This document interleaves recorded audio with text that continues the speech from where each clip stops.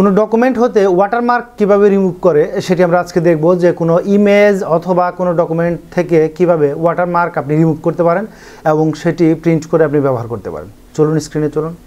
Watermark রিমুভের জন্য আপনি প্রথমে ফটোশপে ওপেন করবেন, যেমন দেখুন এখানে ওয়াটারমার্ক দেওয়া আছে ড্রাফট।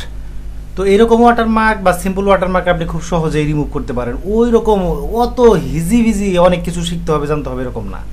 জাস্ট ডকুমেন্টটি বা জেপিজি আপনি করে নেবেন, জেপিজি ফাইলটি আপনি ওপেন করবেন। ওপেন করে দেখুন ইমেজে যাবেন, লেখা আছে অ্যাডজাস্টমেন্ট। এখানে কি দেখুন লেখা আছে থ্রেশহোল্ড।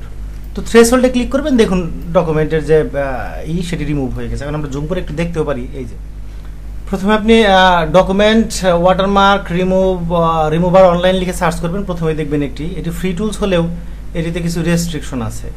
তো আপনি জাস্ট ওয়াটারমার্কে ঢুকবেন, ঢুকে আপনি লগ ইন করে নেবেন। লগ ইন করে নিলে হয়ে গেল। তো আমরা এখানে একটি লিঙ্ক দিয়ে লগ ইন করে নিলাম, একটি জিমেল আইডি দিয়ে।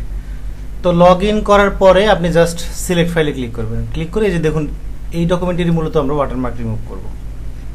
রিমুভ ওয়াটারমার্কে ক্লিক করলেই দেখবেন যে রিমুভ হয়ে গেছে। তার মানে ওয়াটারমার্ক রিমুভের জন্য আপনি অনলাইন সহজ পদ্ধতিতে যে ডাউনলোড করবেন, ডাউনলোড পিডিএফ। তো ডাউনলোড পিডিএফে ক্লিক করে আপনি ডাউনলোড করে নেবেন। এই যে ডাউনলোড হয়ে গেছে। এখন আমরা 1 নম্বর পেজে 1 নামে সেভ দিলাম, সেভ দিচ্ছি এখানে রিপ্লেস। এখন আমরা এখান থেকে দেখে নিই, এই যে দেখুন রিমুভ হয়ে গেছে। তার মানে অনলাইন কোনো ধরনের ডকুমেন্ট থেকে ওয়াটারমার্ক রিমুভ করতে পারবেন এবং দেখা যাচ্ছে যে এটি আপনি প্রিন্ট করে কাজে, আপনার বিভিন্ন কাজেও আপনি ব্যবহার করতে পারবেন। ধন্যবাদ।